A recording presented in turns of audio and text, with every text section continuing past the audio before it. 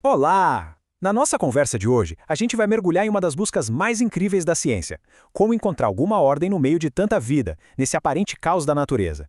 Como foi que a gente saiu de só observar os bichos e as plantas para de fato começar a decifrar a história de parentesco que conecta todo mundo neste planeta? É isso que vamos descobrir. Para a gente começar, fica aqui uma pergunta. Olhando assim de primeira, a resposta parece fácil, né? Ah, eles nadam, têm um corpo parecido, meio alongado. Mas, como a gente vai ver, na biologia as aparências podem enganar, e muito. Guarda essa pergunta aí.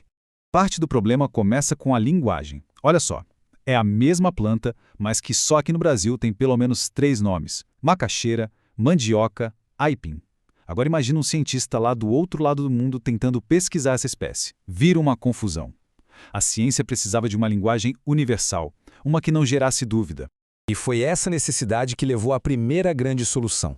Vamos voltar um pouquinho no tempo, lá para o século XVIII, para conhecer o cara que começou a organizar essa bagunça toda. Carl Linnaeus, ou, como a gente conhece, Linneu. A grande sacada do Linneu foi o tal do sistema binomial. Cada espécie ganha um nome com 2 partes. A primeira é o gênero, sempre com letra maiúscula, e a segunda o epíteto específico, com minúscula. E a escolha do latim? Genial. Como é uma língua morta, ela não muda com o tempo.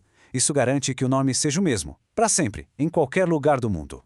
Mas o Linneu não parou só nos nomes. Ele criou uma hierarquia, tipo um sistema de arquivos gigantesco. Tudo organizado em gavetas dentro de gavetas. Começando pela maior, o reino, e indo até a menorzinha, a espécie. Reino, filo, classe, ordem, família, gênero e espécie. Cada ser vivo tinha o seu lugar certinho. Só que, vamos combinar, organizar as gavetas é uma coisa. Entender a relação entre o que está dentro delas é outra, completamente diferente. E é aqui que o pensamento científico dá um salto. A gente para de só catalogar e começa a investigar a história por trás de tudo. E aqui a gente entende essa diferença crucial.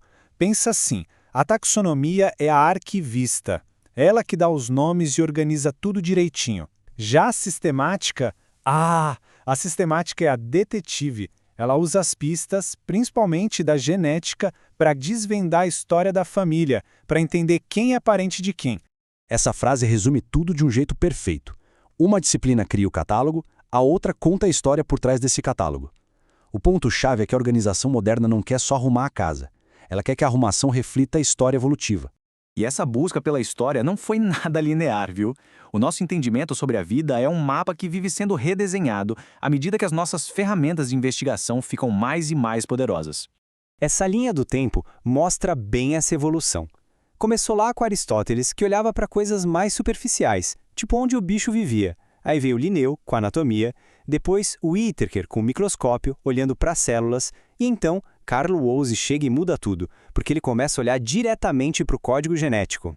Por muito tempo, esse foi o mapa da vida que muita gente aprendeu na escola. Os 5 reinos de Whittaker. Fazia sentido, era lógico. Se baseava no tipo de célula, em como o ser vivo se alimentava, parecia que a gente tinha chegado na resposta final.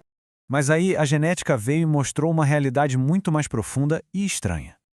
O tal do reino Monera, que juntava todo mundo que era procarionte, na verdade, não fazia sentido. A análise do RNA, feita pelo Woese, provou que a diferença genética entre uma bactéria e uma árquea é tão gigante quanto a diferença entre um fungo e um elefante. O mapa inteiro teve que ser refeito, dando origem aos 3 grandes domínios. Ok, então se a genética é o nosso novo mapa, como é que os cientistas leem esse mapa? Como eles constroem essas árvores genealógicas? E, principalmente, como eles separam as pistas que são de verdade daquelas que só enganam? E aqui está a resposta para a nossa primeira pergunta. O tubarão, o golfinho e o réptil antigo, eles têm corpos parecidos por analogia. É o que a gente chama de evolução convergente. São soluções parecidas para o mesmo problema, viver na água, mas que não indicam um parentesco próximo. A pista de verdade está na homologia, estruturas que têm a mesma origem lá no passado, como os ossos do nosso braço e os da asa de morcego. Isso sim é prova de parentesco. E a ferramenta que a gente usa hoje para mapear essas homologias é o cladograma. Isso não é só um desenho bonitinho, é um mapa de hipóteses sobre a história da vida. A raiz é o ancestral mais antigo.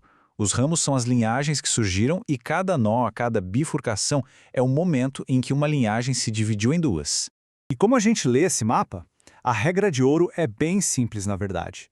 É só contar os nós, os pontos de divisão, entre dois seres vivos. Quanto menos nós no caminho, mais próximos eles são, evolutivamente falando. Mais recente é o ancestral em comum deles. E o segredo para construir esses cladogramas é achar a sinapomorfia.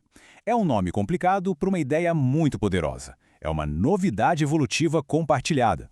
Não adianta só ter algo em comum.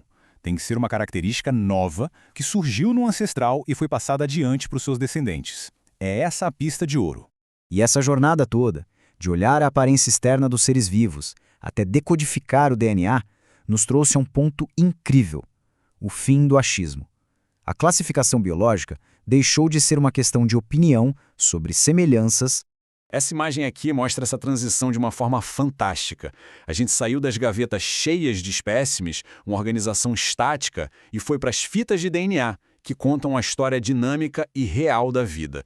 A ciência não está mais só organizando, ela está lendo o maior épico de todos, a história da nossa ancestralidade comum na Terra. E o mais fascinante é que esse trabalho não acabou. Cada nova descoberta vai lá e adiciona um detalhe, refina um galho dessa árvore imensa. É uma história viva, que continua sendo descoberta. E isso leva a gente a uma última reflexão. Se essa é a história de todos nós, em que galho exatamente a gente está?